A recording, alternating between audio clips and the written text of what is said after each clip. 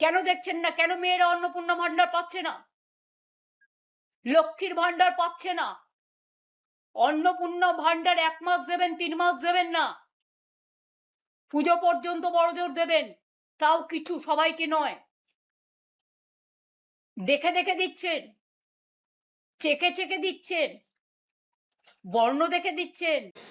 আমাদের অন্নপূর্ণা যোজনায় যারা টাকা ইতিমধ্যে পেয়েছেন প্রায় 14,500-রও বেশি।